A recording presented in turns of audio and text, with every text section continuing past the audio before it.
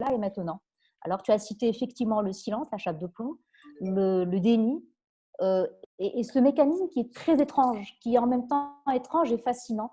Et j'ai découvert en fait que c'était extrêmement réducteur de prendre la violence conjugale comme étant un schéma très simpliste de un bourreau, une victime, que c'était beaucoup, beaucoup plus complexe que cela en fait. Mhm. D'accord. Donc, quand je parlais d'enquête sur le terrain, tu Oui. peux nous en dire un peu plus? Alors, donc justement, j'ai parlé à des hommes, à des femmes, à des médecins, à des personnes qui ont eu à juger ce genre de choses, à des personnes qui ont eu à recueillir les témoignages, à des Mhm. associations.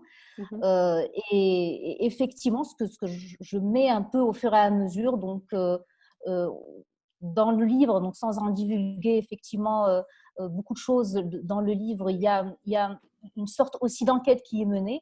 Effectivement, je Mhm. me suis inspirée beaucoup de ce que j'ai pu recueillir également de mon côté. D'accord.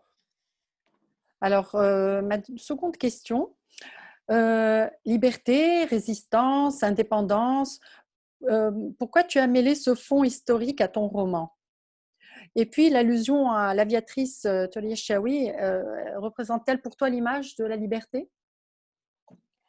Alors, l'autre, on va dire, ou bien, enfin, pour moi, si j'avais à mettre deux grands thèmes dans le livre, le premier serait celui de la liberté.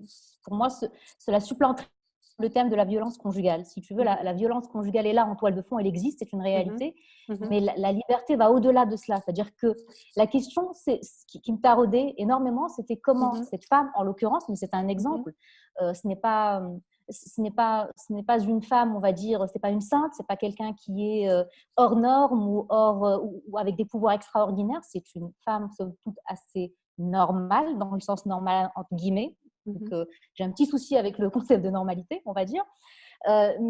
Donc, comment une femme peut vivre sa liberté, peut être libre avec un, on va dire, un contexte non seulement de guerre, de guerre, de colonisation, pardon, et on voit que dès le début, c'est la Deuxième Guerre mondiale, c'est fait exprès de positionner le début du livre avec le démarrage de la Deuxième Guerre mondiale, donc dans un contexte et de guerre, on va dire, en externe, et de guerre interne intime, et de colonisation, donc il y a aussi ce jeu de miroir avec le colonisateur, de résistance aussi, parce qu'il y a de la résistance, que ce soit vis-à-vis du colonisateur ou que ce soit vis-à-vis de ce mari qu'elle se voit en fait imposer, dont elle tombe presque amoureuse justement. Mhm. Donc il y a aussi un jeu assez particulier. Mhm. Et donc du coup, est-ce qu'on peut utiliser ce vocable de liberté qui nous paraît aujourd'hui à nous tellement accessible, parce qu'on pense, on regarde dans le rétroviseur ces années-là, on dit oui, mais c'était tellement loin, les choses étaient tellement difficiles et aujourd'hui on a tellement de liberté, c'est magnifique. Et la question se pose, est-ce qu'on a réellement aujourd'hui autant de liberté que cela d'abord? Et surtout, est-ce que ce n'est pas très réducteur que de dire à cette époque-là que les Mhm. femmes en général, les femmes battues en particulier, n'étaient absolument pas libres, ne serait-ce qu'avec une bulle de liberté dans leur tête? Mhm. Très bien. Et alors, en parlant justement de cette souffrance, Maya surmonte sa souffrance en se détachant d'une réalité insupportable. Peut-on pour survivre, s'accrocher à un rêve ou à une passion gardée secrète? Y a-t-il une liberté dans le détachement? On va dire, c'est la, je ne saurais pas dire oui ou non, c'est-à-dire que je ne saurais pas répondre à cette question en me disant oui ou non, parce que Mhm. ça tendrait à penser que toutes les personnes ont le même mode de fonctionnement. Alors, Mhm. elle se Mhm. retrouve mariée à l'âge de 15 ans, Mhm. c'est une férue de livres, de lecture, Mhm. elle presque spontanément, elle va s'évader vers les livres, elle se trouve Ce une qui est fenêtre rare pour conviviale. l'époque déjà. Ce qui n'est pas si rare que cela quand même pour l'époque. C'est aussi Oui. une vision un peu Mhm. réductrice quand Mhm. même. Ça dépend effectivement des familles, ça dépend Mhm. des contextes. Mhm. Elle a aussi grandi dans une famille avec une relation à son frère assez particulière qui l'aide Mhm. à, on va dire, à alimenter cette passion-là. On va dire, encerclée de partout, tout le dérivatif qu'elle trouve, il est dans cette passion. Donc, son jardin, cette fenêtre, ben, elle la trouve dans le livre et elle s'y évade, elle s'accroche, si tu veux, en Mhm. quelque sorte. Alors, dès le départ, on est frappé par le détachement, encore un détachement, de cette jeune femme par rapport à ses propres enfants, sa propre maison. Que révèle... Alors, avant de te poser la question, justement, je voulais juste lire un petit passage. C'est toujours des passages très, très courts, mais à un moment, elle dit, c'est sa maison, sa descendance, la sienne, pas la mienne. Une part en moi, la plus grande, est tellement détachée de tout ce qui lui appartient, de tout ce qui lui est lié, que cela m'effraie souvent. Donc ma question, c'est que révèle cette absence d'instinct maternel? Alors, si tu veux, enfin, le personnage de Maya est un personnage de chair et de sang. C'est une femme, elle est humaine, effectivement. Je le redis, ce n'est pas une sainte.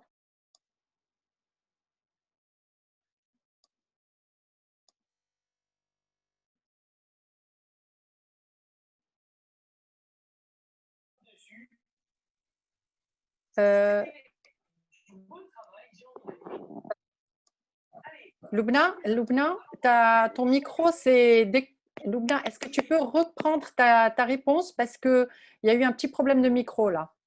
C'est Excuse-moi. bon là? Non, il Oui, n'y a pas de alors souci. je te demandais donc que révèle cette absence d'instinct matériel? Excuse-moi. Mhm. Il n'y a pas de problème. Ce que je disais, c'est que je voulais cette femme, pour moi, était une femme de chair et de sang. Ce n'était pas une sainte, ce n'était pas un être exceptionnel. Mhm, mhm, Et il se trouve que, effectivement, en 1900, enfin, dans ces années-là, elle mhm, n'a pas d'instinct maternel. Elle met au monde son premier enfant, son deuxième mhm, enfant, et elle n'a pas d'instinct maternel. mhm, Aujourd'hui, est-ce qu'il est, on va dire, admissible? Est-ce qu'il est audible? Est-ce qu'il est permis à une femme de se dire, ou de dire juste, de s'avouer avant d'avouer aux autres, ne pas avoir, ne pas ressentir d'instinct maternel, d'amour vis-à-vis de ses enfants? mhm, Et au début, d'ailleurs, ça l'effraie énormément parce qu'elle se dit, il y a un problème. Et mhm, elle a ce détachement, mais c'est un détachement à tel point qu'elle n'arrive pas à visualiser ses enfants comme ses propres enfants. Elle les mhm. nourrit, elle les protège, elle fait son rôle de mère, elle joue son rôle de mère, mais elle n'a pas d'instinct maternel. Alors, ce qui est assez drôle, c'est qu'il y a des lecteurs et des lectrices qui Mhm. ont réagi à cette partie en particulier en me disant oui, en fait, c'est à cause de ces violences qu'elle n'a pas d'instinct maternel. Si c'est votre lecture, c'est OK. Enfin, Disons que quand je lis ce petit passage, on a l'impression que oui. Alors, dis-moi le passage. Ben, Je suis celui où il dit curieuse. c'est sa maison, c'est la mienne, c'est la sienne, Oui. pas la mienne, tout ça. Effectivement, on peut rapidement faire la translation, mais tu es là pour nous expliquer justement ce que toi tu as ressenti. Oui. Mhm. Enfin, tu sais, j'ai la croyance, pour être effectivement une férue de livres, j'ai la croyance qu'il y a le livre que l'auteur ou l'autrice écrit et il y a le livre que tout lecteur ou toute Absolument. lectrice va lire et l'histoire aussi qui va être construite. Donc, Mhm. si c'est la perception de quelqu'un que c'est à cause, on va dire, de Mhm. cette relation violente Mhm. que Maya est dépourvue d'instinct maternel, j'ai Mhm. envie de te dire, c'est une histoire qui t'appartient à toi. Bien sûr. Le personnage tel que je l'ai créé est dépourvu. Et cette phrase, au contraire, pour moi, c'est ça qui est drôle parce que Mhm. cette phrase, justement, pour moi, c'est sa maison, ce sont ses enfants. Je suis là, à la limite, comme une mère porteuse, entre guillemets, même Mhm. si le concept Mhm. n'existait Mhm. pas à l'époque. Et je Mhm. suis là, on va dire, en simple canal. Mhm. Il me bat, il a des relations sexuelles avec moi, il me pénètre, mais ce ne sont pas mes enfants. C'est-à-dire que Mhm. je fais les allers-retours à l'hôpital, je lui donne ses enfants, ils sont là. Ben, c'est C'est ça une la espèce forme de de proximité. détachement aussi. Oui, c'est une Et forme de détachement qui ne lie pas forcément l'absence d'instinct maternel au fait que ce soit une j'ai bien relation violente. compris. Mhm. C'est plutôt un rejet en fait de tout ce qui est autour. C'est Mhm. un tel détachement de tout ce qui est autour, de toute Mhm. cette ambiance qu'il y a, de toute cette vie réelle qu'il y a en Mhm. fait. Mhm. Et ce qui est paradoxal, ou en fait ça alimente aussi cette violence, c'est que Mhm. plus Maya est détachée et plus elle s'envole, on va dire, vers sa lucarne Mhm. De d'oxygène, liberté. Mhm. de liberté, et plus Hicham, donc le conjoint violent, et plus Hicham va faire preuve de plus en plus de violence. Mhm. C'est-à-dire, il a la Parce qu'elle sensation qu'il ne la elle maîtrise pas. s'échappe. Mhm. Mhm. Ah bah oui, C'est exactement. C'est-à-dire, clair. il a son corps, ce qu'elle dit à un Mhm. moment donné, il a son corps, il n'arrive pas à voir son esprit. Et ça sera sa plus grande frustration, finalement. Exactement. Et donc, quand on parle de ce détachement, on a l'impression qu'il se reproduit aussi chez Lilia, mais qu'il prend une autre forme. Lilia, la jeune fille du présent, est-elle finalement réellement plus libre que Maya? Alors, avant que tu répondes à ma question, justement, je vais dire une phrase qui nous fait justement nous poser cette question. Je prends ce soir conscience que là où Maya a construit sa bulle de liberté, au sein même de sa prison, j'ai fait le choix inverse en important une bulle de prison dans ma liberté. Donc la question c'est est-ce que Lilia, la jeune fille du présent, est-elle finalement réellement plus libre que Maya?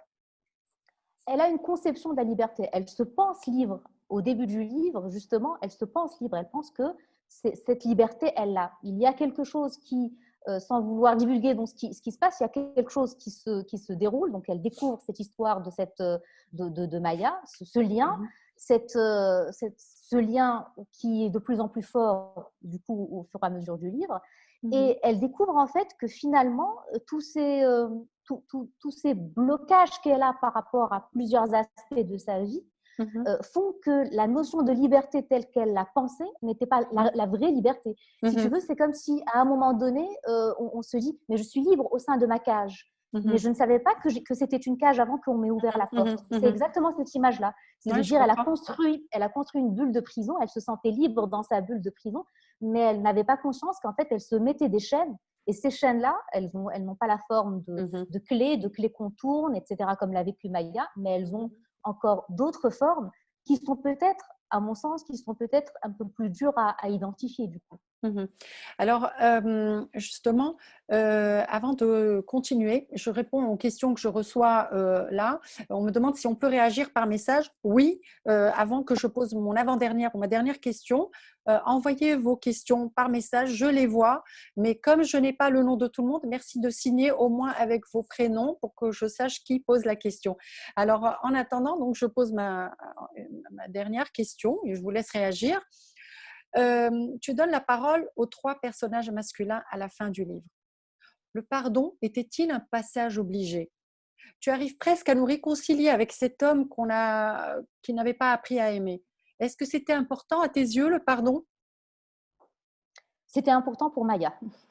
Oui. C'était important pour Maya. Si tu veux, il y a, comme je ne crois pas au schéma victime-bourreau, Mhm, forcément ce bourreau, il a une réalité, il a une histoire. L'idée, ce n'était pas de justifier un comportement, parce mhm, qu'il y a une profonde croyance aussi dans ce livre qui est dans le libre arbitre. mhm, Certes, on a des vécus qui sont différents, mais on a toujours ce libre arbitre qui est très important à un moment, qui mhm, permet de changer ou pas, qui mhm, permet de faire des choix qui soient bons ou pas, et qui mhm, permet aussi de pardonner ou pas. Et mhm, donc, le pardon était plus important à mes yeux pour Maya que pour Hichem. mhm, Et c'était important pour elle, si tu veux, c'est dans son chemin et dans son cheminement, le pardon vient au bon moment. Il vient mhm, peut-être trop tard par rapport à pour certaines personnes, mhm, il vient peut-être trop tôt pour d'autres, mais pour elle, mhm, c'était le bon moment de pardonner. C'est-à-dire qu'il y avait eu un cheminement de telle sorte à ce que ce pardon pouvait la réconcilier d'abord avec elle-même, mhm, avant de prendre en compte le personnage qu'il était. mhm. Alors, je vais donc la première question et remarque, elle vient de Esma Kadiri.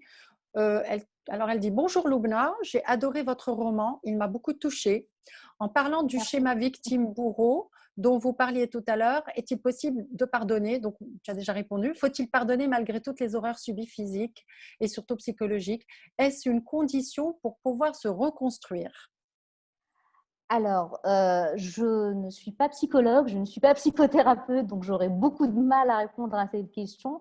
Et j'ai beaucoup de mal aussi avec les questions de faut-il ceci ou faut-il cela. Disons que je pense que c'est chacun et chacune d'entre nous, pour se reconstruire, a besoin de passer par plusieurs étapes en fonction de ce que la personne a subi.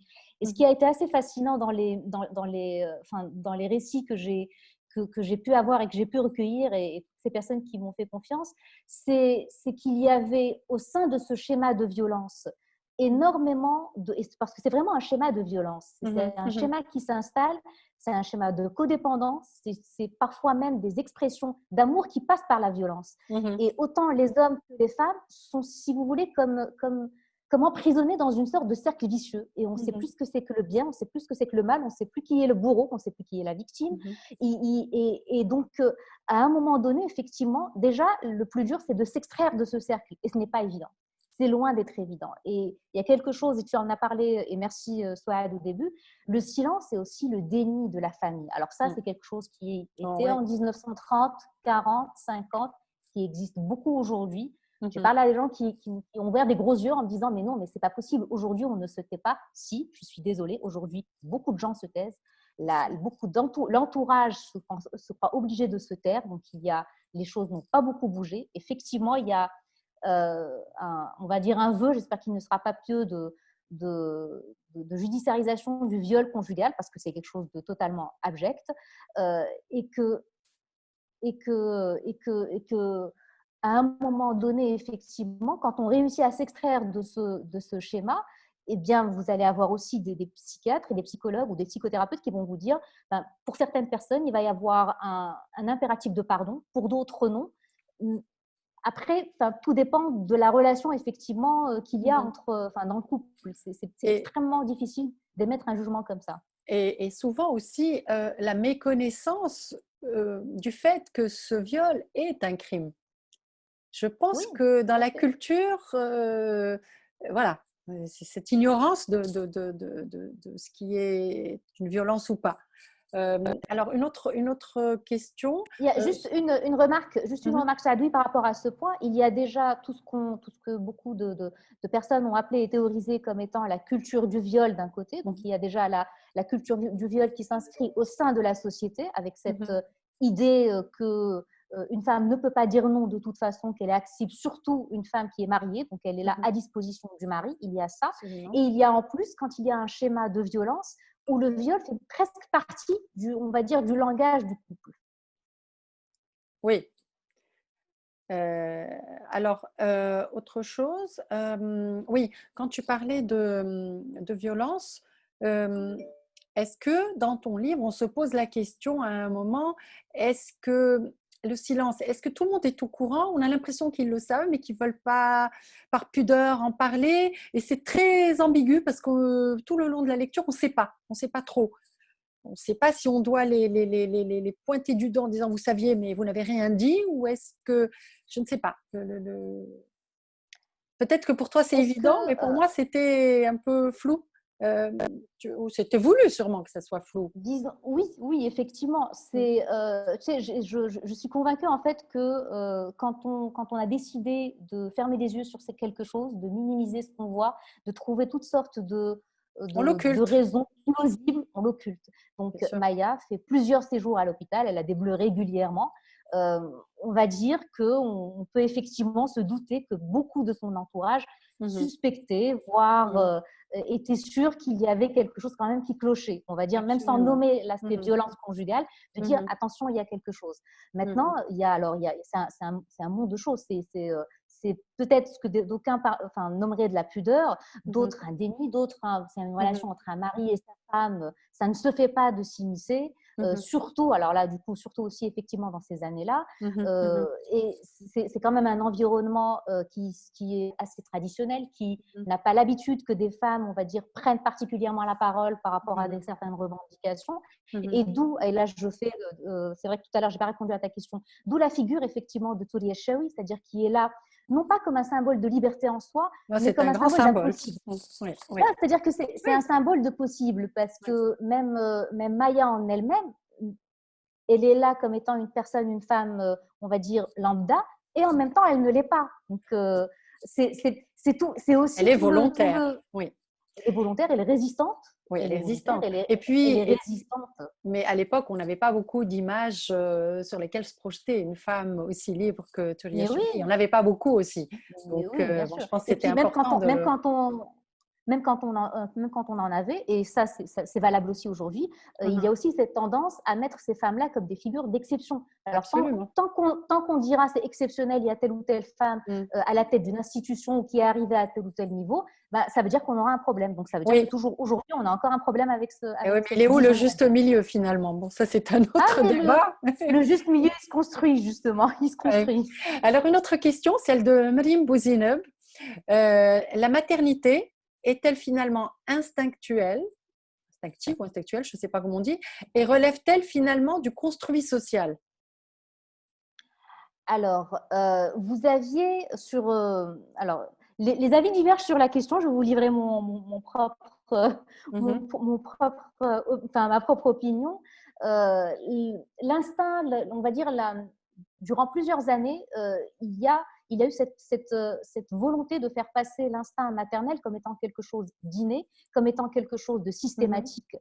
Or, après, donc, il y a eu aussi plusieurs études dans le domaine, plusieurs recherches aussi dans ce domaine-là. Mhm. Et je suis profondément convaincue que même si c'est quelque chose d'extrêmement tabou dans les sociétés, et surtout dans des Mhm. sociétés beaucoup plus traditionnelles que d'autres, que Mhm. l'instinct maternel n'est pas systématique à tout le monde.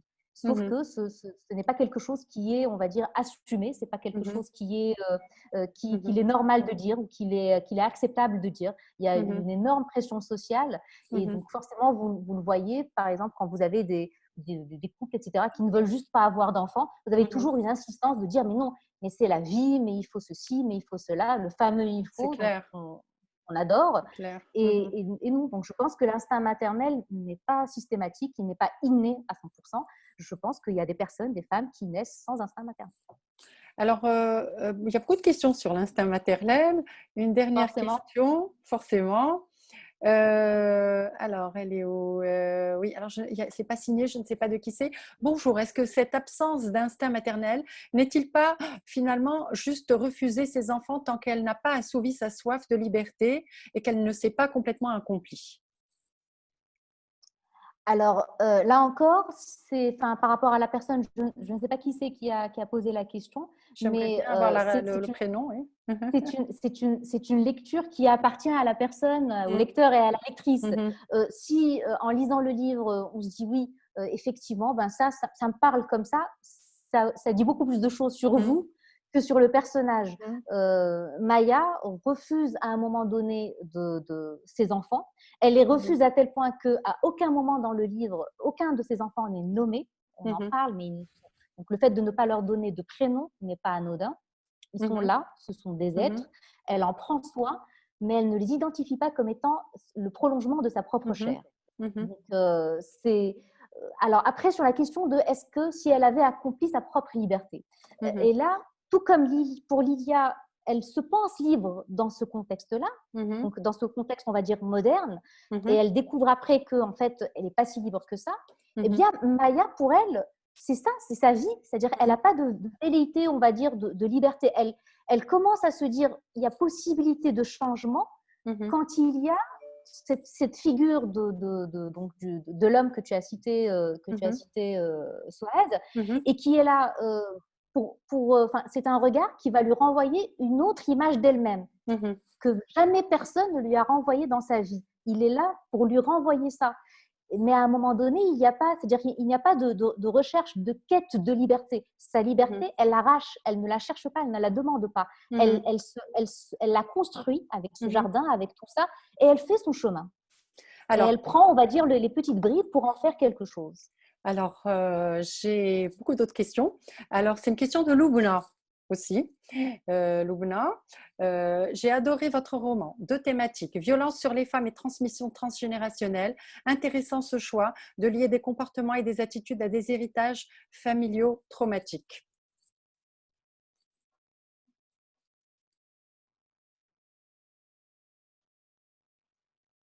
Tu m'entends là, Oui, Loubna? oui, Oui, on a eu une petite oui, là interruption. je t'entends. Est-ce que tu as Oui. entendu toute ma question? Non, Alors, c'est Loubna qui pas pose pour. la question. Je recommence. J'ai adoré votre roman. Deux thématiques, violence sur les femmes et transmission transgénérationnelle. Intéressant, ce choix de lier des comportements et des attitudes à des héritages familiaux traumatiques. Mhm. Euh, Alors, merci pour le commentaire, merci beaucoup. Alors oui, la transmission traumatique, la transmission générationnelle et intergénérationnelle, c'était très important pour moi parce que c'est une thématique qui m'a fascinée moi quand je l'ai découvert un peu par hasard, je l'avoue. mhm, Et il y a en fait, tu le disais, Soad, ce sont deux femmes qui ne se sont jamais rencontrées. Et elles sont liées par ce traumatisme transgénérationnel. mhm, Et c'est assez fascinant comment ces traumatismes-là peuvent révéler des choses. En fait, elles révèlent autant ce qui s'est passé pour on va dire l'ascendant, que pour la descendance. C'est-à-dire qu'elles révèlent des comportements, elles révèlent une sorte mhm, d'assimilation de comportements et de réflexes, alors même que le phénomène qui a fait émerger ces comportements n'existe plus. mhm, C'est-à-dire, par exemple, il y a donc ce mur dans une prison, elle est sur le qui-vive, alors que l'agresseur n'existe plus à l'époque de mhm, Lydia. Donc, elle mhm, intériorise totalement cette violence et elle développe une sorte de méfiance, une sorte de, enfin, c'est un peu comme une proie qui est quand même toujours comme ça sur le qui-vive en se disant, mais non, il faut que j'ai, par exemple, il faut que j'ai mon passeport dans mon sac très vite parce que à n'importe quel moment, il faudrait que je sois prête à partir parce il y a danger. Alors, une question de Selwa Benani. Bonjour Loubna, j'ai beaucoup aimé votre roman, tant pour le sujet traité que pour l'écriture. Pour revenir sur la question du viol conjugal, y a-t-il à votre avis un espoir qu'il soit plus reconnu dorénavant au Maroc depuis la condamnation d'un homme à Tanger pour le viol de sa femme l'année dernière? Est-ce que cette jurisprudence va changer quelque chose? Alors, il y a eu cette première. Alors, bon, d'abord, je pense que les choses vont finir par changer. Je suis quelqu'un d'optimiste de nature et je refuse de penser que les choses vont rester comme ça. Déjà, il y a eu quand même pas mal de choses qui ont été faites. Maintenant, le problème, comme dans beaucoup de pays, et on a souvent tendance à, enfin, à se dire que dans notre pays, c'est pire qu'ailleurs, etc. Alors, effectivement, il y a des pays qui sont, on va dire, plus avancés sur ces questions que d'autres. Il y a aujourd'hui, on va dire, un- une tentative de faire, déjà de faire admettre qu'il y ait des violences conjugales. On sait qu'on en parle beaucoup. Alors déjà, la bonne nouvelle par rapport à juste 20 ans, c'est qu'on en parle. Alors, à mon sens, on n'en parle pas encore assez et pas encore avec, on va dire, toute l'ampleur, parce que le fait de publier régulièrement des chiffres qui sont, on le sait, sous-estimés, biaisés, etc., ne va pas changer les choses. Mais il y a beaucoup de personnes, beaucoup d'associations sur le terrain, la société civile s'organise. Sur la jurisprudence, alors sur cette affaire-là, effectivement, il y a eu une condamnation. Le problème, c'est qu'il y a eu un appel et que la condamnation a été cassée. Donc, la jurisprudence, ce n'est pas pour tout de suite. Mais on va dire qu'il y a une réforme du code pénal qui est en cours. Il y a que cette question est surtout et beaucoup, à mon sens, éminemment politique. Et qu'aujourd'hui, aucun parti politique ne veut se saisir effectivement de la question. C'est valable pour le PJD, c'était valable il y a quelques années pour le Circlal aussi, qui n'a jamais, on va dire, porté ces thématiques-là. Et malheureusement, comme on sait que, quand on connaît l'état de la gauche dans notre pays, on va attendre un petit peu, mais il y a quand même On a de des l'espoir, choses l'espoir est finiront par permis. avancer. Alors, Oui. je suis désolée pour les bruits de messages qui arrivent, mais je n'ose rien toucher de peur que tout s'éteigne, donc on fera mieux la prochaine fois. Alors, j'ai reçu aussi des questions par SMS, par message sur mon téléphone. C'est Madame Schreiby qui pose la question. Bon, c'est un peu long, mais ce qui me semble important, c'est de dire, alors, elle pose la question, pourquoi un dossier médical aussi surchargé? Est-ce pour montrer l'horreur et la lâcheté des proches? La police continue-t-elle à prendre autant de légèreté dans les plaintes des femmes battues? Alors, je vais répondre à la deuxième partie de la question en premier. Malheureusement, il y a encore beaucoup de, on va dire, de légèreté, effectivement, et de manque de sérieux dans la prise en compte de ces plaintes. Et puis déjà, il faut savoir que très peu, on va dire, on a moins de 7% quand même de personnes qui vont porter plainte en général. Donc, en général, en cas de viol, en cas de violence, vous savez, 7%. Le pourcentage de femmes victimes de violence est encore inférieur à cela. Donc, de violence conjugale. Donc, c'est très peu. Donc, ce qui fait que il y a aussi que les forces de police ne sont pas formées à cela. Donc, je citais tout à l'heure l'exemple, quand des pays veulent vraiment mettre en place des politiques pour condamner les violences, que ce soit envers les femmes conjugales ou domestiques, les pays mettent en place, on va dire, des politiques globales. Et ça inclut la formation de personnes, ça inclut la mise en place de centres d'accueil, ce qui n'existe pas beaucoup au Maroc, parce que, bon, ok, il y a une femme qui est violentée au sein de son domicile, elle va porter plainte, où est-ce qu'elle va? Quand la famille ne peut pas recueillir, parce qu'on le voit, la famille a beaucoup de problèmes pour se positionner. Donc voilà, il y a plusieurs choses. Aujourd'hui, on n'en est pas encore là parce qu'il y a, on va dire, il n'y a pas encore de prise en compte justement de cette systémie, de cette violence systémique.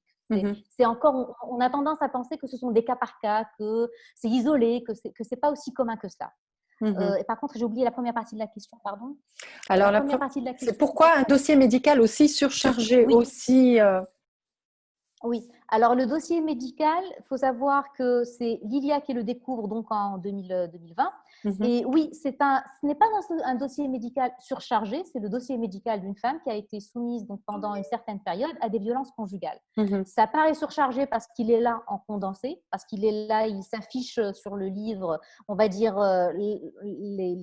les traumatismes, les traumas sont là les uns après les autres, mais finalement, c'est un dossier médical d'une femme, voilà, Oui, mais de la vie d'une femme. on a l'impression que les médecins aussi ont occulté. Enfin, il y a eu quand même des traumatismes. Pour quelqu'un qui ne sort pas beaucoup de chez elle et qui est à la maison, c'est des polytraumatismes qui ne sont pas fréquents. Donc, Alors, tous les traumas qui ont été décrits, ce sont des traumas que des femmes victimes de violences ont ou peuvent avoir. Donc, ce sont des, voilà, ce sont des. Alors, par rapport aux médecins, oui, maintenant, on est en 1950. Une femme est amenée à l'hôpital avec son mari, voire même maintenant. Vous allez voir des médecins qui vont vous dire, voilà, j'ai une femme qui vient avec son mari. Le mari, pour le traitement de sa femme, a souvent le droit de s'opposer ou d'autoriser. Donc, c'est une réalité qui existe encore aujourd'hui. D'accord. Alors, il y a encore une question. Je n'ai pas compris. Pourquoi, ah oui, pourquoi cette double peine pour les enfants qui sont doublement pénalisés par la violence du père et le manque d'affection de la mère? Et puis deuxième question, est-ce qu'actuellement la police continue à rejeter les plaintes de femmes violentées? Ça, je ne savais pas. Est-ce que la police rejette les plaintes des femmes violentées à partir du moment où ça vient de leur mari? À partir du moment que ça vient de leur mari, je n'ai pas compris. Est-ce que les plaintes de femmes violentées par leur mari sont rejetées par la police? Apparemment, la personne qui a commenté… pas rejetées. Non, pas rejetées. Non, elles sont pas, les plaintes ne sont pas Occultées? rejetées, mais déjà elles sont minimisées, c'est-à-dire que si vous allez voir la police, ça va être, vous êtes sûr que vous l'avez pas cherché, est-ce que vous avez dit quelque chose qui ait pu l'énerver, c'est souvent ce qui est entendu par les femmes. Vous savez, non mais vous aussi, la manière avec laquelle vous lui avez parlé, est-ce que vous êtes sûr que c'était pas aussi, que vous n'avez pas quand même un peu, que vous l'avez pas cherché, vous l'avez pas énervé. Ce sont des choses quand même que les femmes entendent quand elles vont porter plainte. Alors la double peine pour les enfants, oui, peut-être c'est une double peine. C'est-à-dire, eux, ils n'ont rien demandé. Effectivement, ils sont nés dans un foyer violent. Ils ont ils ont de toute façon à subir cette violence, que ce soit directe par leur père ou indirecte parce qu'ils sont comme ça aux premières loges. Oui, peut-être que c'est une double peine. Maintenant, c'est une réalité. Si vous voulez, je tenais vraiment à ce que, effectivement, dans le personnage de Maya, il y ait ce rejet de l'instinct maternel, ce rejet des enfants, parce que du coup, la question qui se pose, c'est est-ce qu'elle a moins le droit à la clémence, est-ce qu'elle a moins le droit à notre indulgence si elle rejette ses enfants? Et c'est ça, en fait, la question, c'est-à-dire que qu'est-ce qu'on attend?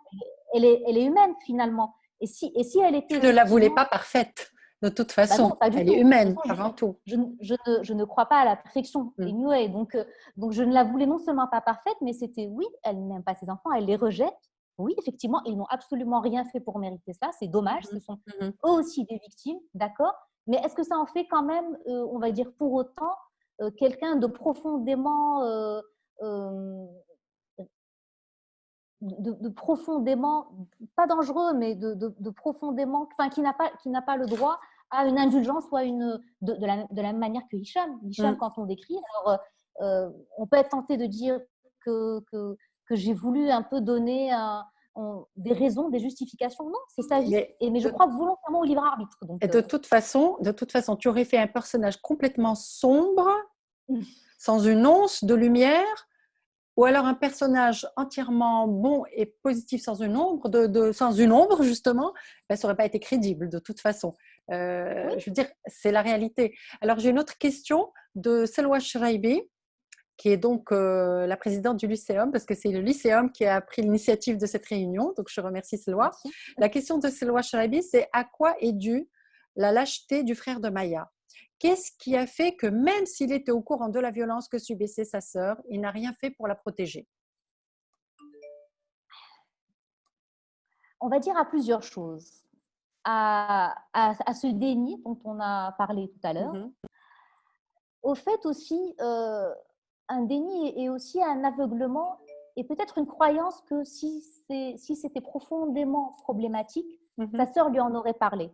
Donc, c'est un peu, on s'installe dans ce confort, on s'installe dans une zone de confort en se disant, parce que c'est pour se rassurer soi-même. Et lui aussi, avec lui aussi, avec tout ce qu'il a comme belle qualité, c'est aussi Mhm. quelqu'un qui a ses parts d'ombre. Et je le voulais aussi avec des parts d'ombre. Parce que Mhm. je pense qu'on est tous et tous faits de nuances, donc on n'est pas que bon d'un côté et mauvais de l'autre. Mais oui, Mhm. c'est une lâcheté qu'il ne finit par assumer que plusieurs années après, qu'il garde, on va dire, au fond de lui avec un arrière-goût, qu'il a de la Mhm. culpabilité, bien entendu, parce Mhm. qu'il y a une reconnaissance de ce manque d'action. Maintenant, c'est aussi, l'humain est fait aussi de cette part de lâcheté. On peut être résistant d'un côté à l'envahisseur et profondément lâche dans sa vie intime parce qu'on va se raconter une histoire et on va y croire parce que ça nous arrange. Et le Mhm. jour où le voile se lève, ben, on se dit, Mhm. aïe, c'était pas la bonne histoire finalement. Mhm. Alors, une remarque toujours de Loubna. Il m'a manqué tout de même dans le récit une condamnation de l'époux par la justice. Finalement. Parce qu'après tout, il y a violence, agression au couteau et meurtre.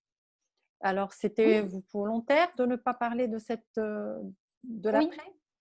oui, Tout oui, le oui, livre c'était s'arrête. volontaire. Oui, oui, d'accord.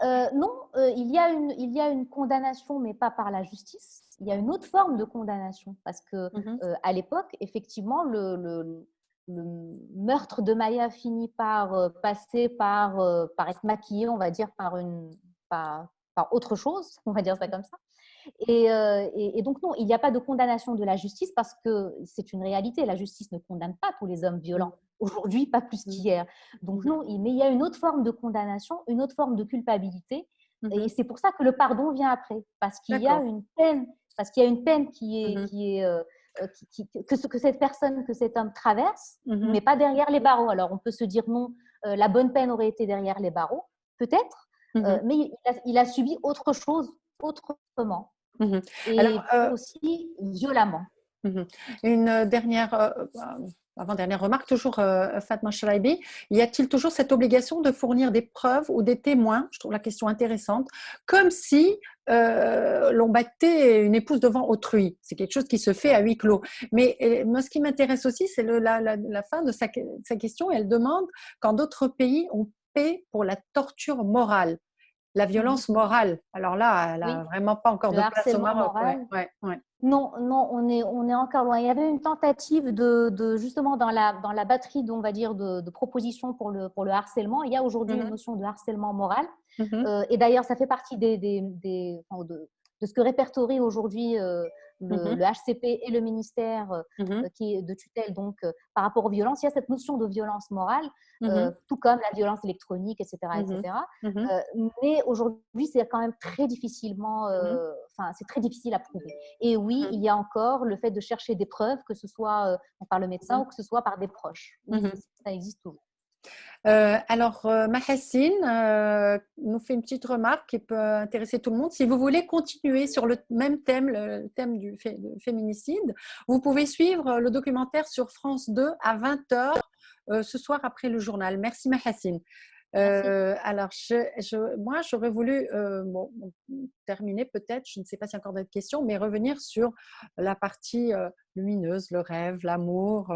Comment a-t-elle pu sans tomber amoureuse et s'attacher autant à quelqu'un qui finalement, elle a à peine vu, à peine frôlé. C'est beau, mais c'est frustrant, mais c'est magnifique parce que je trouve qu'elle a eu Comme une beaucoup audace, d'histoires d'amour. mais une audace extraordinaire pour une femme de Oui. son époque surtout. Bah, c'était quelqu'un d'audacieux quand même. Pour son Mhm, époque, c'était quelqu'un d'audacieux. mhm, Euh, Par rapport à l'époque, courir le risque déjà d'avoir ce jardin mhm, secret, parce que s'il est effectivement mhm, secret, c'est que son mari n'était pas au courant. mhm, Euh, et puis, elle fait cette rencontre, donc effectivement, il y a de l'audace. Maintenant, mhm, euh, il y a un moment où elle se dit peut-être que je pourrais le vivre entièrement. Et mhm, puis, elle est rattrapée par la réalité. mhm, Donc, mhm, c'est une histoire qui se construit, effectivement. C'est ce qu'on appellerait aujourd'hui communément, effectivement, un coup de foudre. C'est un mhm. coup de foudre qui se fait, mais c'est plus le fait qu'elle se voit exister dans les yeux de Mhm, cet bien homme. sûr. Et en fait, qu'elle se voit exister dans les yeux d'un homme. C'est-à-dire que c'est une belle personne, c'est une belle femme. On lui Elle en vaut reconnaît la cette peine. beauté. Elle en vaut la peine. Elle en vaut la peine. Elle Parce le que, mérite. Elle se oui, dit elle le qu'elle mérite. mérite Elle le quelque chose. mérite. Et rien que cela, pour elle, ça a été ça son histoire d'amour. C'est-à-dire, ça a été le fait d'exister réellement. Pour Eh ben, quelqu'un. je suis en train de voir s'il y a d'autres questions. Euh, ne pensez-vous pas que son mari lui aussi était frustré par héritage? Ah, c'est-à-dire qu'il ait eu lui aussi, oui, je te laisse répondre. Oui, Une voilà. question de Alors, Rachida. merci Rachida. Alors, en fait, oui, le mari, effectivement, a une histoire aussi. Il est parmi les personnes à qui j'ai parlé, ce qui m'a beaucoup aussi interpellée, c'est que c'est pas systématique, hein. Toutes les personnes qui ont grandi dans un foyer violent ne reproduisent pas systématiquement des schémas de violence, mais ça se retrouve quand même dans beaucoup de cas. Donc oui, Hicham a vécu, on va dire, dans un foyer violent. Maintenant, et ça ne lui donne pas pour autant, on va dire, une sorte de carte joker en disant bon, c'est bon, moi j'ai vécu dans un foyer violent, c'est bon, je reproduis et c'est ok. Non, parce qu'à un moment donné, il sait très bien que ce qu'il fait, ce n'est pas sain, il le voit. Et à un moment donné, effectivement, son libre arbitre, il choisit à un moment donné de perpétuer cela et de ne pas le regarder en face. Alors, une autre question de Mounia. Mounia, alors, est-ce qu'il y aura un deuxième épisode, un deuxième tome? Comment évoluera Lilia? La question est restée sans réponse. Merci. Pas tellement sans réponse. Pas tellement sans réponse, je ne suis pas d'accord. Bon, peut-être qu'on veut la suite. On ne va pas dire la suite, on ne va pas dire la réponse, mais on veut une suite. Voilà. Voilà, donc je n'ai pas d'autres questions. Je pense que j'ai tout vu. Je regarde aussi mon téléphone puisque j'ai reçu pas mal de questions aussi. Voilà, donc, ah si, encore une question. À quoi? Non, c'est bon, c'est bon. Je pense que j'ai posé toutes les questions. Bah, écoutez, je vous remercie tous. Loubna, si tu devais avoir un rêve pour l'avenir de la femme marocaine. Justin? Plusieurs, tu as droit à plusieurs rêves. Et je vais chercher la fée, la magicienne qui va tous les exaucer. On t'écoute. Ah là là. En fait, il serait en même temps très simple et très complexe, mais tous les rêves le sont, non? Ce serait juste d'être telle qu'elle le souhaite, en fait. Si elles veulent être mère, qu'elles soient mères. Si elles veulent être célibataires, qu'elles soient célibataires. Si elles veulent être mariées, qu'elles soient mariées. Qu'il y ait une vraie forme de liberté, mais pas juste de liberté en se disant oui, c'est bon, on sort dans la rue et Dieu sait qu'aujourd'hui, c'est cruellement d'actualité. On va essayer, on va être très content quand on va sortir de ce confinement. Mais après, qu'est-ce qu'on en fait, en fait? Et est-ce qu'en négociant, on va dire, des bribes de liberté, en nous disant est-ce que c'est ceci et pas cela, et c'est pas ceci et cela, pour moi, c'est problématique. Donc, tout comme Lilia qui découvre qu'elle a une bulle de prison, j'aimerais je souhaiterais, on va dire, que le maximum de femmes puissent ouvrir un peu les murs des prisons qu'on finit par se construire pour X raisons. Pour X raisons. Je te remercie. Alors, encore quelques petits mots qui arrivent. Merci Loubna d'avoir accepté ce live. Merci beaucoup. Bravo et merci pour cette belle rencontre. Merci pour cette phrase finale très optimiste. Voilà, donc c'est bien parce que ton livre et notre petit débat terminent sur une note très positive et je pense que l'audace et le courage, c'est ce qui permet d'accéder à ses rêves. Et moi, je te remercie vraiment d'avoir accepté cette invitation. Et je vous remercie à toutes pour vos questions. Merci Loubna et au prochain, Inch'Allah. Bonne soirée à toutes. Au revoir. Merci beaucoup. Merci à chacune. Au revoir.